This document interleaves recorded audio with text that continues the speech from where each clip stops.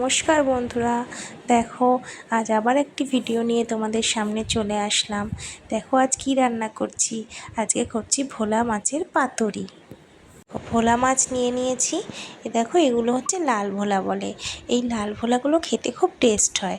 এই লাল ভোলার মধ্যে এবার ভালো করে ধুয়ে নিয়েছি মাছগুলো। এবার লবণ হলুদ দিয়ে ভালো করে মাখিয়ে নেব। চলো তাহলে ভালো করে মাখিয়ে নিই। আর মাখিয়ে আমি 10 থেকে 15 মিনিট আমি রেখে দেব, তাহলে মাছগুলোর মধ্যে ভালোভাবে লবণগুলো ঢুকে যাবে। আর ভিডিওটি বন্ধুরা ভালো লাগলে অবশ্যই একটা লাইক, কমেন্ট, শেয়ার আর ফলো করো। কড়াই বসিয়ে সর্ষের তেল দিয়ে মাছগুলো আমি ভেজে নিচ্ছি। অনেকেই আছে যে কাঁচা রান্না করে, আমি আবার ভোলা মাছ তো ওই জন্য কাঁচা রান্না করব না, একটু ভেজে নেব। ভোলা মাছের সাথে আর কি লাগবে চলো দেখে নিই। দেখো আমি টমেটোগুলোকে এরকম পাতলা পাতলা করে স্লাইস করে কেটে নিয়েছি। দেখো নিয়েছি পেঁয়াজটা যত পারবে কুচিয়ে নেবে, যত ভালোভাবে হয়। একটা কড়াই নিয়ে নিয়েছি ননস্টিকের। এবারে পেঁয়াজগুলো এরকম চটকে চটকে দেবো, যাতে পেঁয়াজগুলো সব ছাড়িয়ে যায়। পেঁয়াজের পরিমাণটা একটু বেশিই লাগবে এই রান্নাটায়।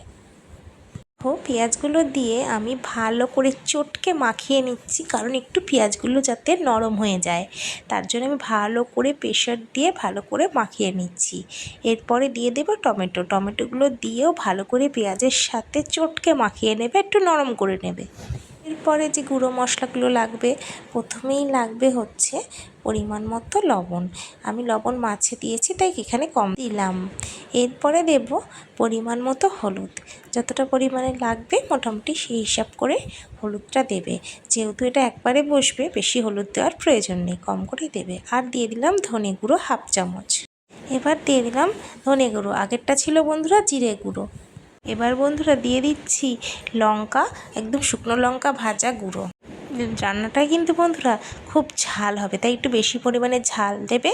আর দিয়ে দিলাম কাঁচা সর্ষের তেল। এরপর আমি এটাকে সর্ষে বেটে নিয়েছিলাম, সর্ষেটা একটু লবণ হলুদ দিয়ে বেটেছিলাম, ওটাও দিয়ে দিলাম। এবার আবার হাতের সাহায্যে ভালো করে মশলাপাতি, সর্ষে, কাঁচা তেল দিয়ে আবার পেঁয়াজ টমেটোটাকে ভালো করে চটকে মেখে নেব, একদম একটু নরম নরম করে নেব। এটা কিন্তু মাস্ট। আর যদি তোমাদের মনে হয় ঝালটা একটু কম দেবে দিতে পারো, কিন্তু এই রান্নাটা একটু ঝাল ঝাল হলেই বেশি টেস্ট লাগে, তাই ঝালটা আমি একটু বেশি পরিমাণেই দিয়েছি। এবার এটাকে ভালো করে চটকে মেখে নেব। তারপর দেখো আমি কি করি। এবার আমি গ্যাসে বসিয়ে দিয়েছি। এবার মাছ ভাজার যে তেলটা ছিল না, ওই তেলটাও এর মধ্যে দিয়ে দিলাম।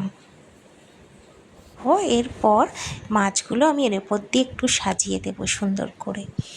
এখন আমি গ্যাসটাকে একটু লো ফ্লেমে রান্না করব, যেহেতু পেঁয়াজটা কাঁচা দিয়েছি, টমেটোটাও কাঁচা, মশলাগুলোও কাঁচা, ওই জন্য সব যাতে আস্তে আস্তেভাবে সিদ্ধ হয়ে যায়, ওই জন্য এখন গ্যাসের ফ্লেমটা লো রাখবো। অনেকক্ষণ আমি আস্তে আস্তে করে নিয়েছি।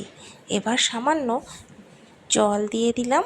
ওই মশলা একটু সর্ষেটা বেটেছিলাম যে জলটা ছিল, সেটাই দিয়ে দিলাম। দিয়ে এবার ফ্লেমটা হাই করে দিয়েছি।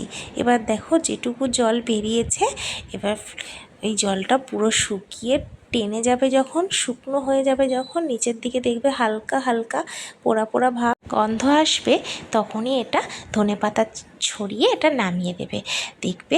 আর ঢেকে দেবে, খুব সুন্দর একটা গন্ধও আসবে, খেতে দারুণ হয়। বন্ধুরা একবার হলেও বাড়িতে বানাবে এইভাবে, আর আমাকে কমেন্ট করে কিন্তু অবশ্যই জানাবে কেমন হয়েছে। তাহলে বন্ধুরা আজ আসি, আবার একটা অন্য কোনো ভিডিও নিয়ে তোমাদের সামনে আসবো।